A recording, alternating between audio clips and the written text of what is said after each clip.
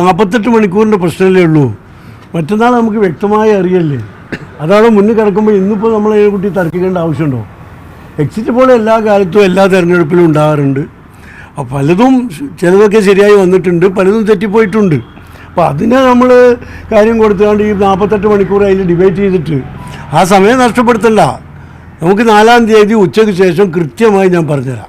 അപ്പോൾ ശരി. കേരളത്തിൽ BJP അക്കൗണ്ട് തുറക്കും, അങ്ങനെ തുറക്കുന്നതാണ് ഇപ്പോൾ എല്ലാ സർവേകളും പറയുന്നത്. 3 സീറ്റ് വരെ കിട്ടും. അല്ല, കിട്ടാവുന്നതാണ് എന്നേ പറയുന്നുള്ളൂ. കിട്ടും എന്ന് കിട്ടി എന്ന് പറയണമെങ്കിൽ എണ്ണിക്കഴിയണ്ടേ. ഞങ്ങളങ്ങനെ വിശ്വസിക്കുന്നില്ല. UDF അങ്ങനെ അഭിപ്രായമില്ല. UDF-ഉം മുസ്ലിം ലീഗും ഒക്കെ മണ്ഡലം തലത്തിൽ അവരുടെ ബൂത്തിൽ നിന്ന് കിട്ടിയ കണക്കുകൾ വെച്ചാണ് വിശകലനം ചെയ്തത്. ഞങ്ങൾക്ക് അങ്ങനെ BJP കേരളത്തിൽ അക്കൗണ്ട് തുറക്കും എന്നൊരു കണക്ക് ഞങ്ങളുടെ മുമ്പിൽ വന്നിട്ടില്ല.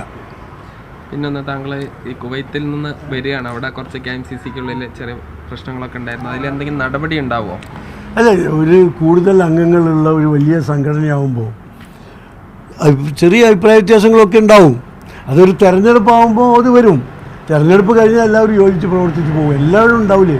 ഒരു കമ്മിറ്റി രൂപീകരിക്കുമ്പോൾ ആരാണ് ഞങ്ങളെ നയിക്കാൻ കൂടുതൽ യോഗ്യൻ എന്നതിനെക്കുറിച്ച് പ്രവർത്തകർ തമ്മിൽ അഭിപ്രായ വ്യത്യാസം ഉണ്ടാവും.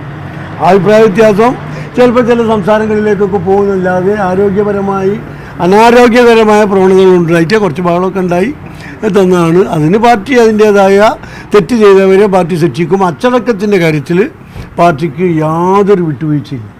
ഈ അഹമ്മദ് ദേവർകോവിൽ മുസ്ലിം ലീഗുമായിട്ട് ചർച്ച നടത്തുന്നു, ലീഗിലേക്ക് വരുന്നു എന്നൊക്കെയുള്ള വാർത്തകളൊക്കെ വരുന്നുണ്ട്. അതിനാണ് സത്യത്തിൽ നിങ്ങൾ വിളിച്ചപ്പോൾ ഞാൻ സമ്മതിച്ചത്. എൻ്റെ പേരും അതിൽ വരുന്നുണ്ട്. ഞാൻ സത്യത്തിൽ അദ്ദേഹത്തെ കണ്ടിട്ട് തന്നെ മാസങ്ങളായി. കോഴിക്കോട് ഒരു കല്യാണത്തിൽ വെച്ചാണ് ഒരു 5-6 മാസം മുമ്പ് കണ്ടത്. ഇപ്പോൾ സംസാരിച്ചു എന്ന് പറയുന്നതിൽ ഒരർത്ഥമില്ല. ഇപ്പോൾ MLA-മാർ, അദ്ദേഹം MLA ആണ്, നിയമസഭയിൽ ആബിദ് ഹുസൈൻ തങ്ങളും അതുപോലുള്ള MLA-മാരും കാണാറുണ്ട്, ഒരുമിച്ച് ചായ കുടിക്കാറുണ്ട്, ഒക്കെ ഉണ്ട്. അത് രാഷ്ട്രീയ ചർച്ചയെ അംഗീകരിക്കാൻ പറ്റുമോ? മുസ്ലിം ലീഗ് ഒരാളുമായും അത്തരത്തിലുള്ള ചർച്ചകൾ നടത്തിയിട്ടില്ല. INL അദ്ദേഹം കുറച്ച് ആളുകളും വരികയാണെങ്കിൽ മുസ്ലിം ലീഗ് ആകെ കുറച്ചല്ലേ ഉള്ളൂ. മറ്റൊരു കാര്യം, രാജ്യസഭയിലേക്ക് താങ്കളുടെ പേര് കേൾക്കുന്നുണ്ട്, താങ്കൾ പറഞ്ഞ തങ്ങൾ വളരെ വ്യക്തമായി ഞങ്ങളുടെ സംസ്ഥാന അധ്യക്ഷൻ 3 ദിവസം മുമ്പ് പൂക്കോട്ട് വിളിച്ച് നിങ്ങളോട് പറഞ്ഞില്ലേ. അതാണ് ഞങ്ങളുടെ അവസാനത്തെ വാക്ക്. അതിനപ്പുറത്തേക്കൊന്നുമില്ല. അതൊക്കെ കൃത്യമായി തക്ക സമയത്ത് പറയാൻ ഞങ്ങളുടെ പാർട്ടിക്ക് കഴിയും. തങ്ങൾ പറയും, അത് തീരുമാനമാവും. ആരെയാണോ പറയുന്നത് അത് പാർട്ടി അംഗീകരിക്കും. എല്ലാവരെയും. അതൊക്കെ പാർട്ടിയുടെ പരിഗണനയും മുതിർന്ന നേതാക്കന്മാരുമായി തങ്ങൾ ചർച്ച നടത്തുമ്പോൾ എല്ലാ വശങ്ങളും പരിശോധിക്കും.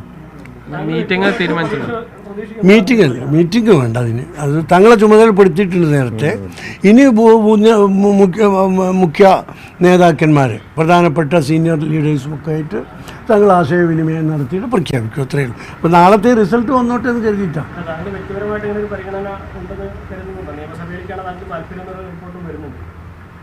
കഴിഞ്ഞ നിയമസഭയിലും എൻ്റെ പേരുണ്ടായിരുന്നു. എല്ലാ തെരഞ്ഞെടുപ്പിലും പേര് വരിക എന്ന് പറഞ്ഞാൽ തന്നെ ഒരു അംഗീകാരമല്ലേ. ഇപ്പോഴത്തെ ഒരു പാർട്ടിയുടെ ജനറൽ സെക്രട്ടറി അല്ലേ, അതിലും വലിയ അംഗീകാരം എന്താ വേണ്ടത്? പാർലമെന്ററി രംഗത്ത് എന്താണ് എന്നുള്ളത് ഞാൻ പഠിച്ചിട്ടുണ്ടല്ലോ, അവിടെ ഉണ്ടായിട്ടുണ്ട്. അപ്പം അതിൽ വലിയ താല്പര്യം. പാർട്ടി എന്താണോ പറയുന്നത് അതിൻ്റെ കൂടെ ഉണ്ടാവും. ഈ ദേവർകോവിൽ ലീഗിലേക്ക് വരികയാണെങ്കിൽ സ്വാഗതം ചെയ്യും. അല്ല, അങ്ങനെ പ്രത്യേക വ്യക്തിയെക്കുറിച്ചൊന്നും നമുക്കൊന്നും പറയാൻ കഴിയില്ല. മുസ്ലിം ലീഗിലേക്ക് ആര് വന്നാലും ഞങ്ങൾക്ക് സന്തോഷമല്ലേ. പാർട്ടിയുടെ അംഗസംഖ്യ വർദ്ധിപ്പിക്കണം. ഇപ്പോൾ 25 ലക്ഷമാണ് ഞങ്ങളുടെ മെമ്പർഷിപ്പ്. അത് 25 ലക്ഷത്തി 1 ആയാൽ ഞങ്ങൾക്ക് സന്തോഷമല്ലേ.